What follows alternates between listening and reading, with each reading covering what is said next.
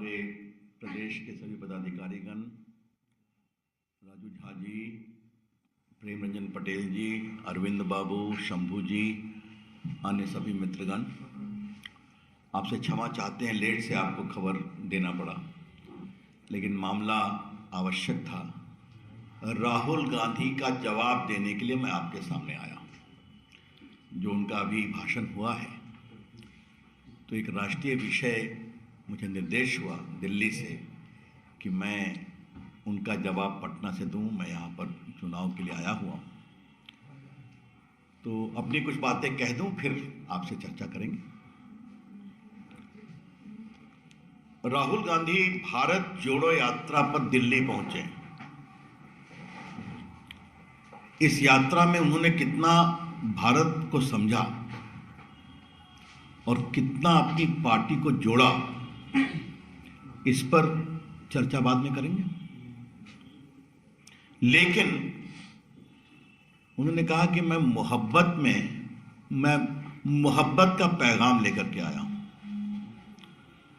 तो चले हैं मोहब्बत का पैगाम लेकर, और साथ में वो चल रहे हैं जो भारत को तोड़ने की बात करते हैं। ये सच्चाई है कि नहीं?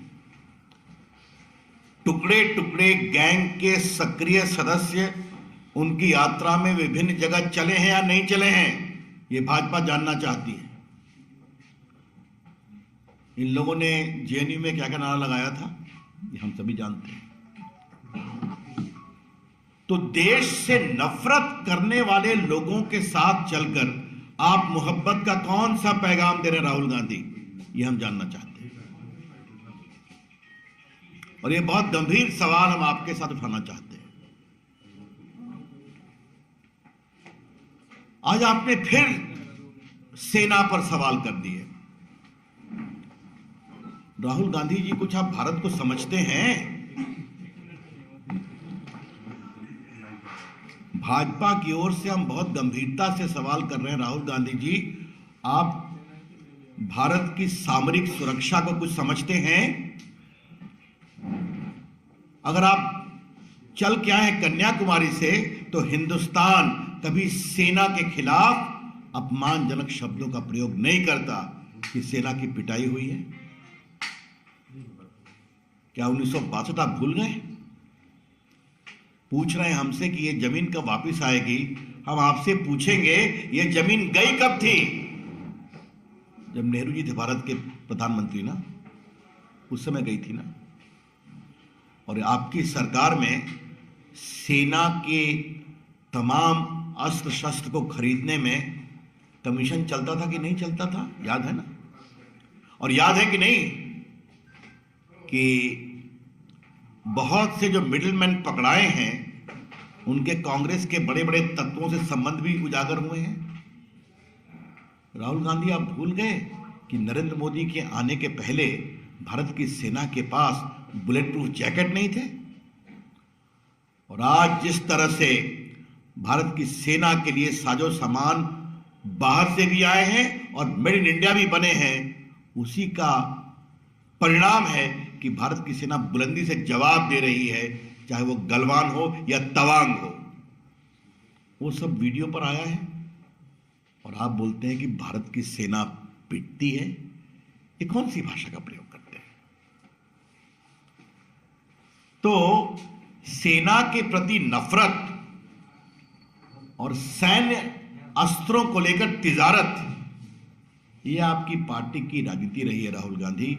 और आपने याद करिए, आपने राफेल जब खरीदा गया तब भी सवाल किया था, आपने उरी पर भी सवाल किया था, और आपने बालाकोट का भी प्रमाण मांगा था। हमेशा भारत की सेना के शौर्य को कमजोर करने में आपको अंदर से अच्छा लगता है। राहुल गांधी ठीक है क्या? आज उन्हें एक चीज सुनकर बड़ी हंसी आ गई कि हम चाहते हैं मेड इन इंडिया सामान जाए चीन के खिलाफ कार्रवाई में। राहुल गांधी जी, नरेंद्र मोदी ने देश में मेड इन इंडिया का जो आह्वान किया, तो एक बार आपको देखना चाहिए था कि आज चीनी खिलौने भारत में बहुत कम हो गए। आज मेड इन इंडिया खिलौने देश में कितने लोकप्रिय हैं। आज चीन में दिवाली, चीन की बनी हुई दिवाली की बल्बों की लड़ी अब अतीत की बात हो गई। ये आप देखते हैं ना। और राहुल गांधी, एक बात मैं आपको बताना चाहता हूं, और मैं आपको इसलिए बता रहा हूं कि आपने मेड इन इंडिया की बात कही, तो मोबाइल मैन्युफैक्चरिंग में भारत और चीन के बाद दुनिया का सबसे टॉप मोबाइल मैन्युफैक्चरर है। और राहुल गांधी, मैं आपको बता दूं कि एप्पल के फोन भी भारत में बनते हैं, लिखा होता है मेड इन इंडिया, जो इंडिया में भी बिकते हैं और बाहर भी जाते हैं। सैमसंग के भी फोन भारत में बन रहे हैं और लिखा होता है मेड इन इंडिया, और भारत में भी बनते हैं और बाहर भी जाते हैं। और राहुल गांधी जी, मैं आपको बता दूं कि मोदी जी के निर्देश में मुझे इस देश के आईटी इलेक्ट्रॉनिक मंत्री बनने का सौभाग्य मिला है। कोरोना काल में हम लोग चीन से एप्पल की 14 फैक्ट्रियां उठाकर हिंदुस्तान ले आए थे। ये हम कर रहे हैं मेड इन इंडिया के लिए, और आप हम पर सवाल कर रहे हैं। अरे कभी अपने तो आईने में उठ झांक कर देखते। ये गरीबों का मजाक बनाना आपकी आदत बन गई है क्या? किसने कहा है कि हिंदू धर्म में गरीबों के मारने की बात की गई है? किसी ने तो नहीं कहा है। हाँ, आज हिंदू धर्म की सनातन चेतना को नरेंद्र मोदी आगे बढ़ा रहे हैं कि नहीं? राहुल गांधी, कभी आप विश्वनाथ मंदिर गए हैं काशी में? कितना सुंदर बना है। कभी आप केदारनाथ का दर्शन करने का आपको मन बना है क्या? कभी आप बद्रीनाथ गए हैं क्या? अभी जो उज्जैन में महाकाल का इतना बड़ा पुनरुद्धार सौंदर्य बना है, कभी देखने की कोशिश की है? राहुल गांधी जी, आप सोमनाथ मंदिर पिछली बार कब गए थे? आज आपको याद दिलाना जरूरी है, क्योंकि आपने हिंदू धर्म पर अपनी समझदारी बताया है। तो राहुल गांधी जी, मैं आपको बताना चाहूंगा कि सोमनाथ मंदिर जो तोड़ा गया था मुस्लिम आक्रांताओं के द्वारा, वो जब बना सरदार पटेल राजेंद्र बाबू के प्रयास से, तो भारत के राष्ट्रपति राजेंद्र बाबू जब गए थे उसका उद्घाटन करने, तो आपके नानाजी नेहरू जी ने उनको मना किया था, फिर भी वो गए थे। आज आपको बताना जरूरी है, ये समझाना जरूरी है। इसीलिए आज की सरकार सबका साथ, सबका विकास, सबका विश्वास, सबके प्रयास की सरकार है ना। और राहुल गांधी जी, आप बार बार जो धार्मिक विद्वेष की बात करते हैं, तो आज मुझे आपको कुछ बताना है। एक महान नेता सरदार पटेल, जिसने प्रामाणिकता से आजादी के बाद देश को जोड़ा था, 550 से अधिक रियासतों को भारत ने मिलाया था। आपने सरदार पटेल का कभी नाम लिया क्या अपनी यात्रा में?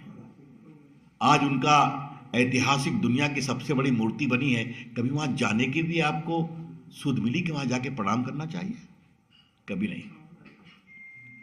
और आज आप कह रहे हैं कि हम जाएंगे कश्मीर में तिरंगा लहराएंगे। तो राहुल गांधी जी, कश्मीर में तिरंगा लहराने का सौभाग्य कैसे मिल रहा है? 370 हटने के कारण आप वहां जा रहे हैं, वहां शांति है, वहां सद्भाव है, वहां भारत माता की जय लगती है और तिरंगा लहरता है।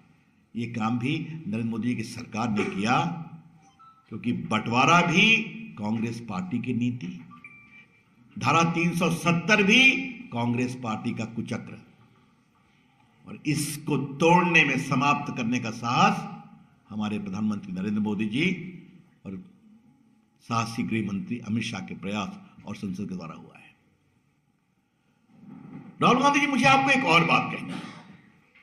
कृपया करके भारत में धार्मिक आधार पर विद्वेष की कहानी बंद करिए। आज मैं विनम्रता से आपको बताना चाहता हूं कि नरेंद्र मोदी की अगुवाई में उत्तर प्रदेश के मिर्जापुर की एक बहादुर लड़की सानिया मिर्जा आज एयरफोर्स में पायलट बनने जा रही है। आपको पता है, आज भारत की हॉकी टीम, भारत की क्रिकेट टीम, भारत की एथलेटिक टीम में इस देश की बहादुर बेटियां जो अल्पसंख्यक समाज से आती हैं, वो बड़ा नाम कर रही हैं।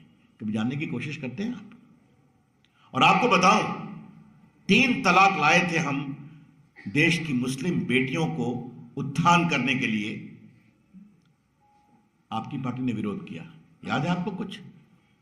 तो आज अब देश को जोड़ने की बात करते हैं तो आपकी पार्टी ने, आपकी पार्टी की विचारधारा ने और आपकी पार्टी की राजनीति ने जो नफरत फैलाने का काम किया आजादी के बाद, यह आपको बताना जरूरी था। शाहबानों से लेकर सायरा बानों तक कांग्रेस पार्टी का इतिहास तोड़ने का रहा है और अल्पसंख्यक समाज को रूढ़िवादिता में घेरने का रहा है। एक मुझे और बात कहनी है कि ये बार बार कुछ व्यावसायिक घरानों को लेकर अपनी राजनीति चमकाना, तो हम उनका नाम तो नहीं लेंगे, लेकिन राहुल गांधी आपसे एक सवाल जरूर करेंगे। आपकी पार्टी की जो सरकार है वहां पर उनके द्वारा काम हो रहा है कि नहीं? ईमानदारी से बता दीजिए आप हमें। और अगर काम हो रहा है तो आपने उनका कॉन्ट्रैक्ट कैंसिल किया है क्या? क्या मतलब है? ये झूठे आधार पर देश में क्या बयानबाजी करते हैं। हाँ, हमें याद है कि आपकी सरकार में कैसे क्रोनी कैपिटलिज्म हुआ था, फोन बैंकिंग हुई थी, इसको लोन दो, इसका लोन काटो, याद है ना? ये सब समाप्त हो गया राहुल गांधी ना। तो आपके दोस्तों की अब तिजारत चलती नहीं तो आपको नफरत का पैगाम फैलाने का अवसर मिला है। कृपया करके सब बंद करिए राहुल गांधी। अपनी राजनीति के लिए आप चलिए, वो तो आपका अधिकार है, लेकिन आप अपनी पार्टी को तो जोड़ नहीं पाए, देश जोड़ने चले।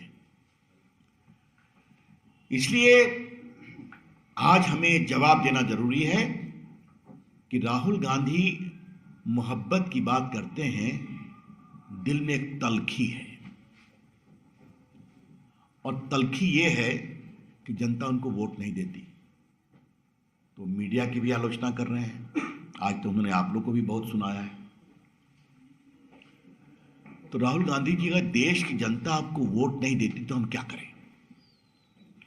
ये बात हम देश के सामने उठाना चाहते हैं।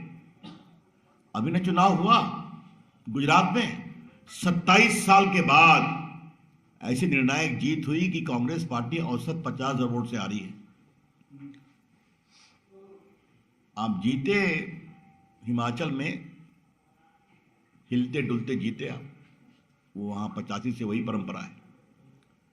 आगे 24 में भी हारेंगे बुरी तरह से, क्योंकि राहुल गांधी आप एक बात नहीं समझ पा रहे हैं कि आपकी पूरी सोच खुद नफरत के आधार पर है, जिस नफरत की बुनियाद में है नरेंद्र मोदी के खिलाफ नफरत।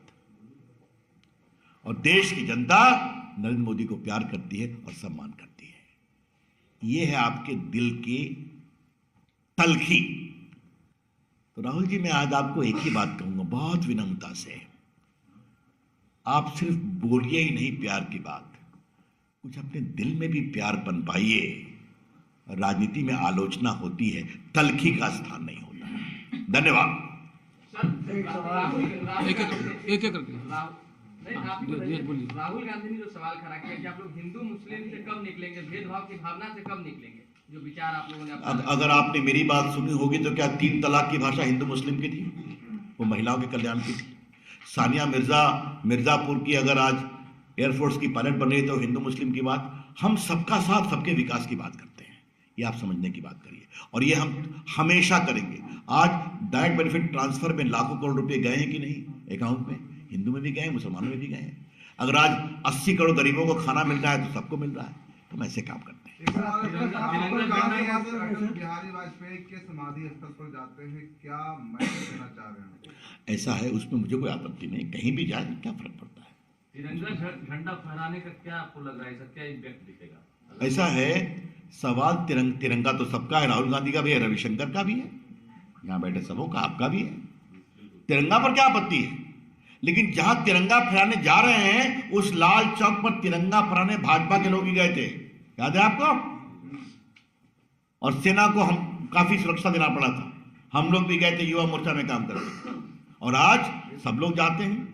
तो ये भारत कश्मीर का माहौल बन रहा है, ये नया इसलिए नहीं, उनको ये अवसर इसलिए मिल रहा है कि नरेंद्र मोदी की सरकार ने 370 खत्म करके जम्मू कश्मीर से खौफ का माहौल खत्म किया है। कांग्रेस अध्यक्ष मल्लिकार्जुन खड़गे कह रहे हैं कि प्रधानमंत्री कभी शादी विवाह में जाते हैं तो मास्क नहीं पहनते हैं, लेकिन वही पार्लियामेंट में आते हैं तो मास्क पहन के आते हैं। ये दोहरी राजनीति क्यों?